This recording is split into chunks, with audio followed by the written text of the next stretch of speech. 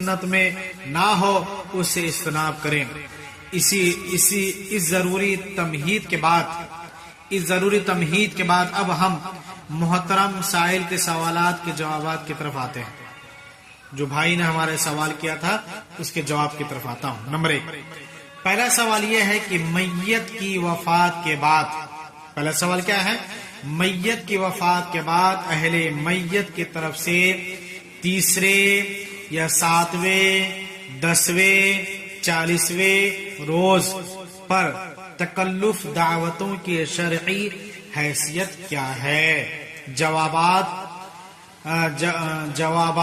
عرض ہے کہ حضرت صلی اللہ علیہ وسلم اور آپ صلی اللہ علیہ وسلم کے بعد آپ صلی اللہ علیہ وسلم کے اصحاب کرام رضی اللہ عنہم سے اس قسم کی دعوتوں کا کوئی ثبوت نہیں ملتا، لہذا اسے بلا خوف تردید ایجاد بندہ یعنی بدعات کہا جائے گا، جو کہ سراسر ناجائز ہے بلکہ کبیرہ گناہ ہے۔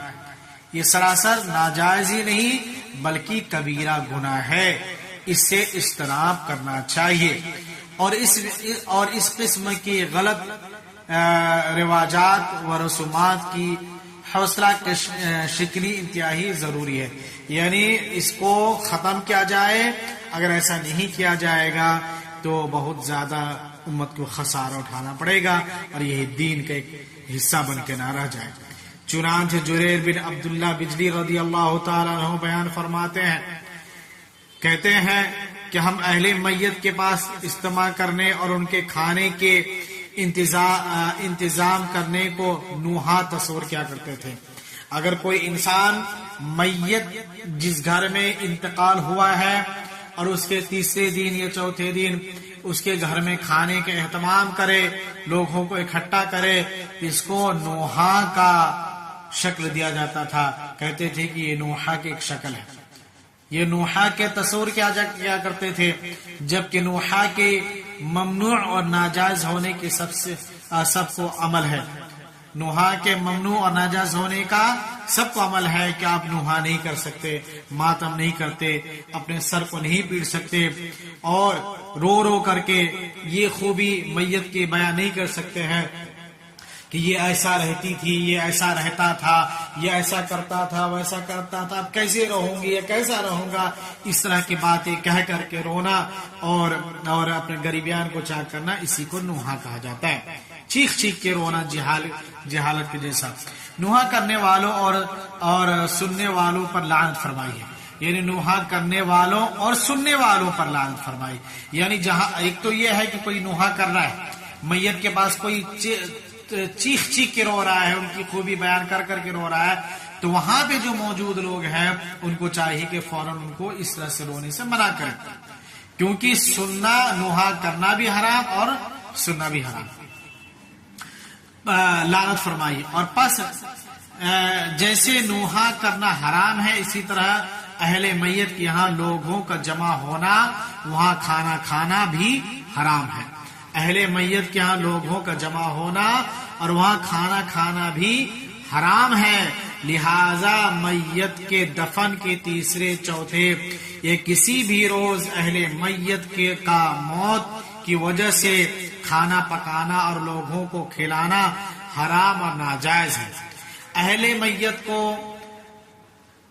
کھانے کے انتظام کرنے کی تکلیف دے کر مقروض اور زیر بار کرنا ویسے بھی نامناسب اور اخلاقی جرم ہے، نامناسب اور اخلاقی جرم ہے، کیونکہ وہ تو پہلے ہی غمزدہ اور مصیبت زدہ ہے کہ بیچارے کس حال سے وہ سنبھلے ہیں، غمزدہ ہے، مصیبت میں ہے، اپنے کا کھونے کا غم ہے، اور اگر وہ میت ہاسپٹلائز ہو کر کے کافی دنوں سے بیمار تھا، اس کے پیچھے خرچ کرنے میں وہ مبتلا ہے، انہیں اتنی فرصت اور ہوش کہاں کہ اتنی بڑی بڑی جماعتوں کے لیے کھانوں کا انتظام کر سکے۔ اس لیے اصل شرعی مسئلہ یہ ہے کہ متعلقین، دوست و احباب وغیرہ انہیں کھانا باہم پہنچائے۔ یعنی جس کے گھر میں میت ہوا ہے اس کے گھر میں اڑوس پڑوس کے لوگ ان کے گھر میں لا کے پہنچائے، نہ کہ میت والے تیسرے دن یا چوتھے دن ان کے یہاں کھانا پکایا جائے. یہ سب حرام اور ناجائز ہے. اسی طرح سے حضرت صلی اللہ علیہ وسلم نے فرمایا کہ آل جعفر کیا ہے، آل جعفر کے لیے کھانا تیار کرو، کیونکہ ان کو ایسا معاملہ درپیش کیا گیا ہے وفات کا جس نے ان کو مشغول کر دیا ہے. اللہ کے نبی صلی اللہ علیہ وسلم کیا کہہ رہے ہیں؟ آل جعفر کے لیے کھانا تیار کرو، کیونکہ اس کے گھر میں میت ہو گیا ہے تو ان کے گھر میں کھانا کیا کرنا ہے؟ مہیا کرانا ہے. وہ کیونکہ وہ لوگ رنج غم میں رہیں گے، مصیبت میں رہیں گے، پریشان میں رہیں گے، اپنے کھونے کا ان کو تکلیف ہوگی، اس لیے ان کے گھر میں کھانا پینا ان کے ہاں مہیا کراؤ. لیکن آج ہمارا مسئلہ یہ الگ ہے. الٹ میت والے گھر میں کھانا بنتا ہے تیسرے دن اور بہترین دھوم دھام سے پکایا جاتا ہے.